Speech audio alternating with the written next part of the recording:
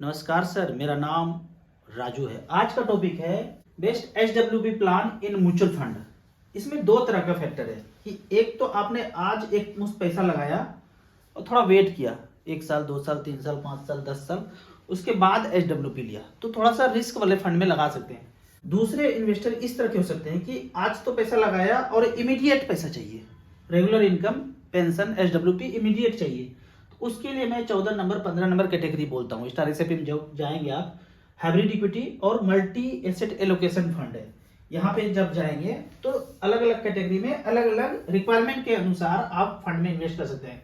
उदाहरण के तौर पे 15 नंबर कैटेगरी है मल्टी एसेट एलोकेशन। यहाँ पे 1 करोड़ रखा, इसको आप चेंज भी कर सकते हैं, 10 लाख 20 लाख जितना भी रिक्वायरमेंट है। 10 लाख में 6,000, 1 करोड़ में 60,000 पर मंथ लेना शुरू किए तो दो फंड यहाँ पे रिकमेंड कर सकते हैं जिसका एयूएम यहाँ पे ज्यादा है। एक तो ICC multi asset allocation 71,000 crore का एयूएम है। दूसरा फंड है यहाँ पे क्वांट मल्टी एसेट एलोकेशन, इसका भी रिटर्न ज्यादा अच्छा है, हालांकि एयूएम 4,000 करोड़ ही है।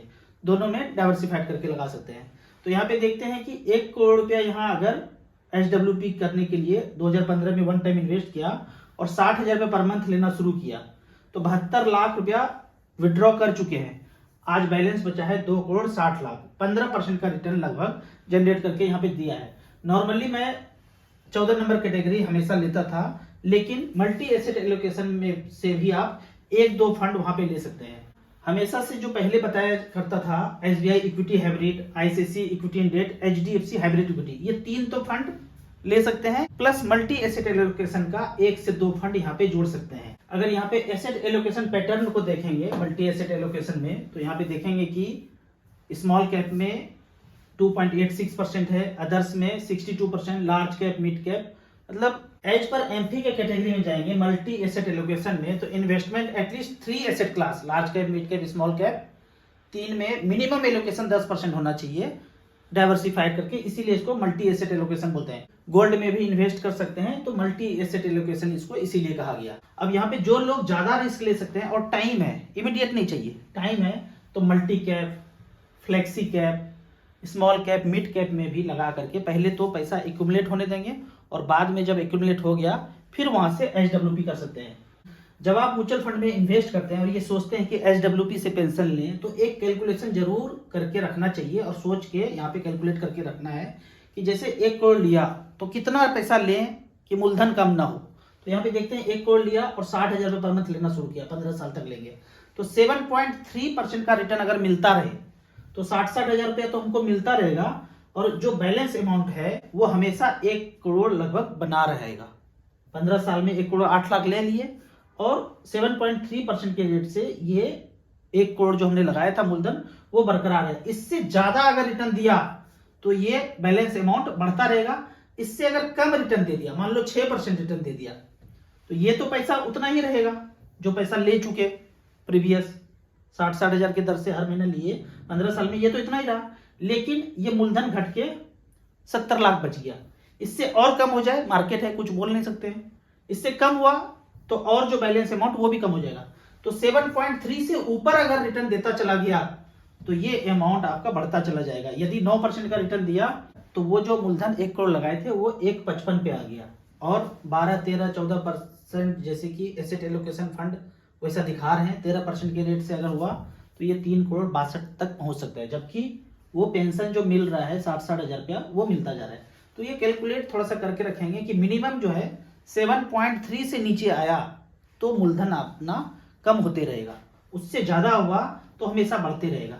तो आप पोस्ट ऑफिस, बैंक, ये सबको को रिलेट करके देखेंगे, एनपीएस, पेंशन, ये सबको को रिलेट करके देखेंगे कि 7.3 से तो हमेशा मार्केट अच्छा दे ही सकते हैं। अगर 10 साल 15 साल बने रहेंगे तो उस हिसाब से कितना पेंशन बन सकता है, कितना कॉर्पस बाद में बैलेंस अमाउंट बच सकता है, तो इसका कैलकुलेशन थोड़ा जरूर करना है।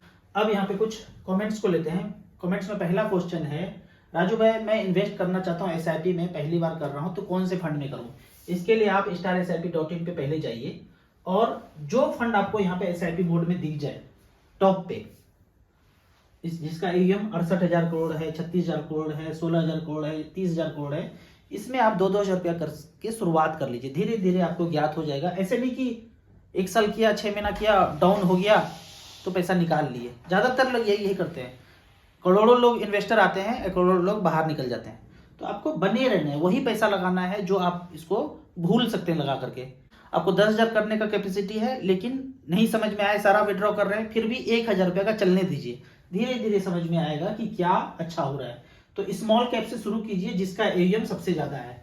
कमेंट्स में हमेशा पूछा जाता है जो लोग नए व्यूअर्स हैं कि अमित जी कौन है। अमित जी हेल्थ के लिए हमारे चैनल के सब्सक्राइबर को गाइड करने के लिए मैंने नेचुरोपैथी डॉक्टर को रखा है। तो कुछ भी प्रॉब्लम होता है, बड़ा से बड़ा, छोटा से छोटा, तो डिस्क्रिप्शन में उनका नंबर दिया हुआ है हेल्थ आफ्टर वेल्थ के नाम से, उनको इमीडिएट इमरजेंसी के तौर पे कांटेक्ट करके सॉल्यूशन लेना है। पता चलेगा आपको कि वर्षों से जो बीमारी था, जिसमें लाखों रुपये फूंक दिए और कोई बेनिफिट नहीं हुआ, धीरे धीरे प्रॉब्लम बढ़ता चला गया, इनके बताए रास्ते से 1 सप्ताह में आप 50% रिकवर कर जाएंगे। धीरे धीरे टाइम लगेगा तो पूरी तरह से ठीक हो सकते हैं। लॉन्ग टर्म के लिए small cap, mid cap, large cap किस में लगाऊं? बिल्कुल स्मॉल कैप और मिड कैप में लगाना है। एक मिड कैप लेना है, बाकी स्मॉल कैप ले सकते हैं।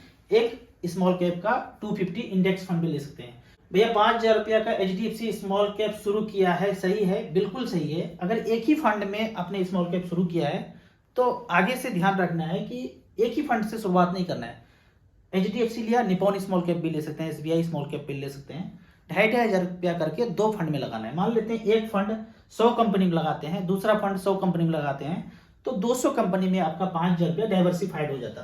तो जो चल रहा है चलने दीजिए, फर्दर पैसा आए तो Nippon small cap, SBI small cap में जा सकते हैं। रिटायर 2032 में 7 साल के बाद करूंगा। इन्वेस्ट कर रहा हूं 3 SIP में लास्ट 1.5 साल से। Axis small cap 6,000, Nippon small cap 6,000, PGI mid cap 5,000। तीनों फंड अच्छा है, कंटिन्यू करते रहिए। जब आप नौकरी कर रहे हैं तो आपके पास प्रोविडेंट फंड में पैसा होता है, वहां से 50% निकाल करके, अभी टाइम है 7 साल 8 साल, बाहर रिटायरमेंट होने के बाद भी फौज से दूसरी जगह आप नौकरी करते हैं तो पैसे का जरूरत पड़ता नहीं है। तो 5 लाख रुपया फाइनल विड्रॉ करके 1-1 लाख रुपया करके, जिसका टॉप AUM है small cap, mid cap, multi cap, flexi cap में, उसमें आपको जरूर इन्वेस्ट करना चाहिए। सर जी मेरे PF में 2 लाख रुपया है, SIP करूं या PF में रहने दूं? क्योंकि कंपाउंड ब्याज PF में भी मिलता है लेकिन फिक्स रहता है। देखिए कंपाउंडिंग तो हर जगह पे मिलता है, PF में नहीं। कहीं भी पैसा लगाते हैं कंपाउंडिंग मिलता है। लेकिन मैं आपके जगह होता तो 2 लाख रुपया फाइनल विड्रॉ करता, PF में सब्सक्रिप्शन अगर ज्यादा है तो उसको कम करता और 10 से 15,000 का SIP small cap, mid cap में कर देता, तो वो ज्यादा अच्छा रहेगा आपके लिए लॉन्ग टर्म में। G7 में कौन कौन मिलते हैं? अभी फिर से G7 में हुआ है, ये eastindia.com का बदला हुआ नाम है। यहाँ डावोस में ऐलान हुआ है कि सबका नौकरी जाएगा, रोबोट ही सब आएगा। अभी देखना शुरू कर दीजिए ना। मॉल में जाते हैं तो बिलिंग करने के लिए जो बंदा 15,000 में नौकरी कर रहा था उसको हटा दिया गया है। स्कैनिंग मशीन है, सामान रखिए, स्कैनर है, पे कीजिए और चले जाइए। तो धीरे धीरे वो AI, वो मशीन धीरे धीरे आता जा रहा है। यहाँ पे ऐलान हुआ है कि 2035 तक सब नौकरी खत्म हो जाएगा और AI का कब्जा हो जाएगा। तो माफिया लोग का मीटिंग होता है, वहाँ क्या डिस्कस होता है ये टेलीविजन पे आपको नहीं बताया जाएगा। धीरे धीरे करके निकलता है, विरोध करना है जो भी जहाँ चल रहा है। आपको इसी तरह म्यूचुअल फंड के बारे में और कुछ जानना है, इन्वेस्टमेंट के बारे में जानना है, तो इस नंबर पर मुझे व्हाट्सअप कर सकते हैं। आपने अभी तक म्यूचुअल फंड शुरुआत नहीं किया है तो मिनिमम 500 रुपया से शुरुआत कीजिए SBI स्मॉल कैप से। धीरे धीरे जब समझ बढ़े फिर आप SIP अमाउंट को बढ़ाइए। आपको याद दिला दूं, मैं एक MP registered mutual fund distributor हूं। आप इसी तरह से कमेंट सेक्शन में क्वेश्चन पूछते रहिए। वीडियो अच्छा लगता है तो लाइक एंड शेयर जरूर करें। Thank you so much.